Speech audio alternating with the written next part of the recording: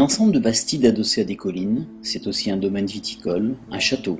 Lui, c'est Marc Foncé, le propriétaire du château Saint-Estève-du-Chaux, situé sur le massif du même nom, au nord d'Orange.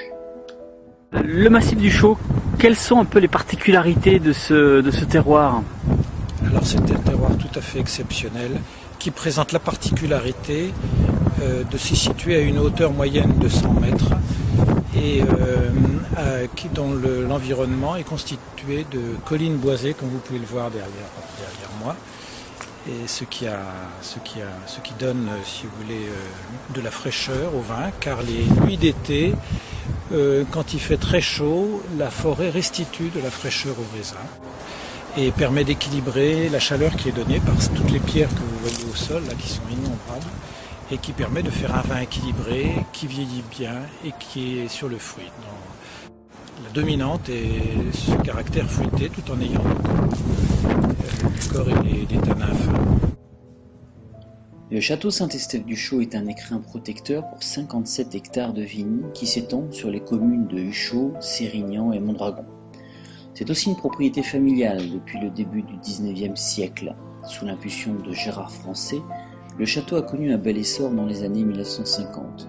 Son fils Marc poursuit aujourd'hui l'œuvre du père en militant pour la reconnaissance d'un terroir classé en AOC Village depuis 1983. Le château élabore des vins en 3 couleurs en appellation Côte-du-Rhône, village Massif du Chaux, Côte-du-Rhône, vin de pays de Méditerranée et vin de pays de Vaucluse. Le domaine est couvert de grenache et de syrah, en blanc, de la roussanne, du chardonnay, du grenache et du vionnier. Michel est d'ailleurs le premier à planter du vionnier dans cette partie méridionale des Côtes-du-Rhône.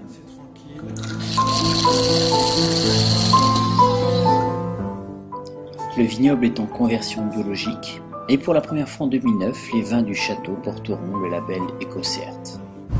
Comment vous vous situez par rapport aux autres appellations villages des Côtes-du-Rhône? Est-ce que vous avez encore une image à consolider? Vous avez encore une réputation à construire? Comment vous analysez la situation? Je crois que le vin, la qualité des vignerons et la qualité des vins imposera d'elle-même l'image du massif du Chaux. Le massif du Chaux est parmi tous les Côtes-du-Rhône villages à nom géographique celle qui a le plus petit rendement de tous les villages.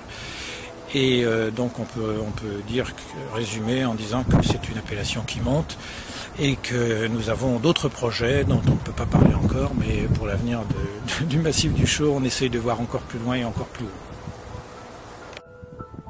De la finesse, du fruit et des notes confiturées, à Saint-Estève comme dans tout le massif du Chaux, le vin a du caractère et le charme d'un authentique Côte-du-Rhône.